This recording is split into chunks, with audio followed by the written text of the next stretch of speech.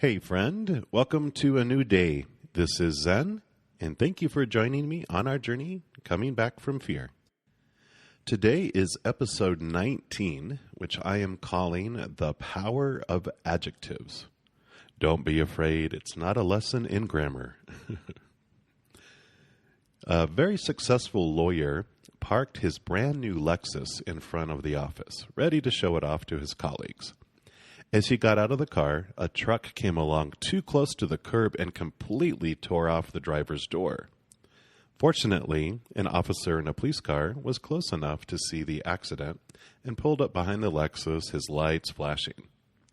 But before the officer had a chance to ask any questions, the lawyer started screaming hysterically about how his Lexus, which he had just picked up the day before, was now completely ruined and would never be the same, no matter how the body shop tried to make it new again. After the lawyer finally wound down from his rant, the policeman shook his head in disgust and disbelief. "I can't believe how materialistic you lawyers are," he said. "You are so focused on your possessions that you neglect the most important things in life."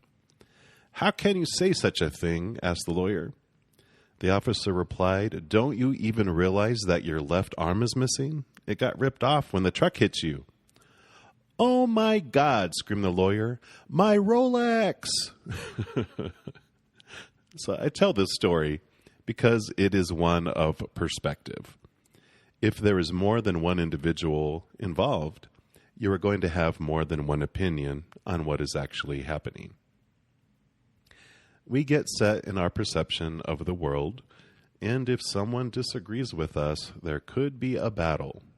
Or maybe we will reject that person and not hang around them because they disagree with us. I'm sure I've already talked about this in previous episodes. But in this episode, I'm going to focus on how we can identify what our perception is. In previous podcasts, I have talked about how we can use phrases to bring us back to the awareness that we are judging a situation. Words like supposed to, should, need to, things like that identify an attachment to outcomes here in this lifetime. They are trigger words that can let us know that we have ourselves under a law of lovability and acceptability. Our fear ego has created an idea in our head on what list of things needs to be accomplished in order for us to be loved externally and accepted by those in our tribe. These are all witnessed by example when we see someone else going through a situation and we think we see them rejected. So we add it to our list in our head of what not to do in order to remain safely accepted. Then, of course, there is family and friends and religions and TV and radio and books and movies and school and so much more that continually send a message on what to do and what not to do, with many of them contradicting each other. Some think you should marry young, some think you should marry later, and some think you should never marry at all. Some think you should be clean-shaven, others think you should have a mustache, others a goatee, blah, blah, blah. You get the idea. Endless lists. Something that began to happen to me as I questioned this list in my head was that not only those phrases I mentioned earlier were beginning to stand out, but even adjectives I used started feeling judgy to me.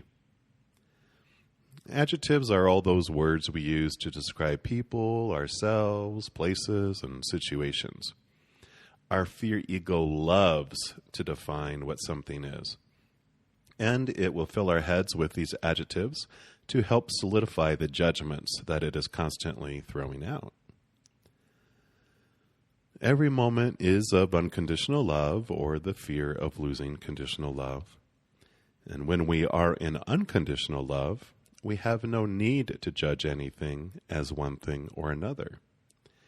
We can simply love whatever is happening as it is and flow through the moment witnessing it for what it is, an experience. But when we are in fear, however, we will be contrasting and judging all over the place. When we are in this moment, we don't care what day it is or what hour it is. When we are in fear, we will be concerned about it all, because part of our judgment is about when things happen and whether they are happening when they are supposed to. Ding, ding, ding. There is that supposed to. Did you catch it? 10 points for you. Uh-oh, keeping score. That's also the fear ego. Basically, really any word that is contrasting or differentiating it from anything or anyone else is a judgment word, and at its core is most likely rooted in fear. So let's see. Let me share some examples that might stand out to you. I have wasted my life. I am hefty. That person is always irritable. My friend has had a rough time. They have crappy communication skills. My job is challenging. That situation is heartbreaking. You know, we hear words like these all the time. But if we remove all the adjectives, we might have a truer picture of what reality is. I have wasted my life becomes I have my life. I am hefty just becomes I am. That person is always irritable switches to that person is always. My friend has had a rough time becomes my friend has had a time. They have crappy communication skills. They have communication skills. My job is challenging. My job is.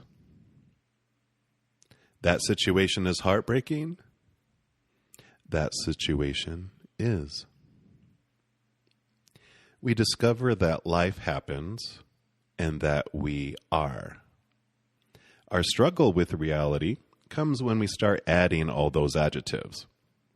You know, when we start defining situations, ourselves, and others instead of just witnessing them for what they are. Our power of choice. We can stay neutral while witnessing, or we can choose to take it personally, either positively or negatively. You know, when we use positive words to describe people or situations, we think, well, that is good, right? Well, I'll answer that question with a question.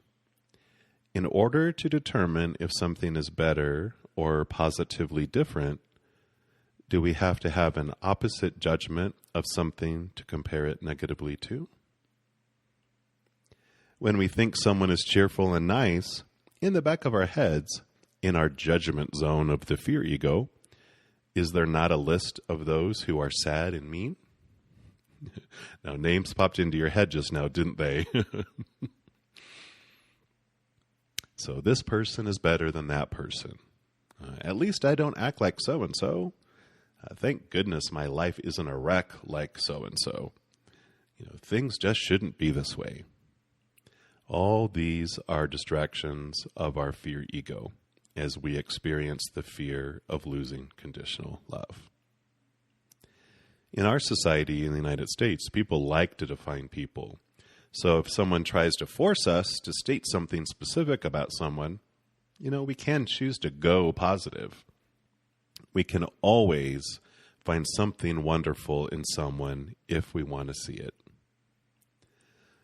Being a manager in my career throughout all the jobs I've had off and on gave me a lot of experience in this area. In corporations, you're given a list of things that the employees need to achieve, and if they don't, you're instructed to maintain their self-esteem while trying to get them to do what the company wants them to do. You know, there are many times where I felt like Snow White and the Seven Dwarfs. You know, define, define, define. Are they grumpy or happy or dopey or sneezy or bashful or sleepy or doc? But it was amazing as my habits began to change of always analyzing individuals and began to sincerely look at the gifts that each could bring to the team.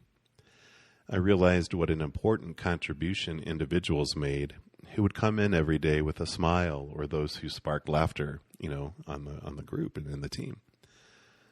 Some of those things became more important to me than a measurement by a metric. How people treated each other became, to matter more important to me than assigned goals. So it eventually didn't set with my heart anymore, and that's why I've opted, or at least stepped out of high pain management jobs to just be responsible for myself. I was also a rescuer, but as I looked at people's lives and who they were, when I lessened my use of adjectives, I realized everyone is perfect just as they are, and no one needs rescuing. Well, maybe they needed rescuing from me. Ding, ding, ding. Did you catch that word needed in that sentence? That's another judgment word. And then when someone asks you, how are you today? The words we choose to use will show us if we are in unconditional love or the fear of losing conditional love. Those words will tell us what stories we are believing about ourselves and others and the world. We can see what creative writing we are scribbling on our hearts, and we listen to the words that come out of our mouth. I am doing the best that can be expected. When asked, how are you doing today? I'll be glad when this day is done. I wish I could just go back to bed and start this day over. As we begin to notice our responses and question our beliefs that spawn these words, we begin to change our own little world right here. We can begin by choosing to take things personally in a positive way rather than a negative way, when we are ready. We don't come here for perfection. We have all that back home. We do come here to experience all the negativity and the fear and all those emotions that are the offspring of fear. Hatred, anxiety, sadness, grumpiness, dopiness. But when we are ready to change things up, that is when we start becoming aware. You will start coming across more things like this podcast that rattle your cage a little, and it brings you back out of your trance for a moment, out of the dream. Have you ever found yourself in the middle of, a sleeping dream and realized that it is a dream? That is like our lives here. Suddenly, the nightmare becomes a comedy when you realize none of this is real. None of what we think we are seeing is real. It's all projection, all an imagination. Next episode, we will look at the fear of being childless. And until then, try listening in to conversations going on around you. What adjectives are being used? What do those words mean to you? Try to pay attention to the words coming out of your mouth. What are you saying? Just become aware. The journey coming back from fear is about our worth. And the words we use every day will take us on a different path on that journey. We can be aware of unconditional love or beware of fear. Every moment is of unconditional love or the fear of losing conditional love. Remember who you are.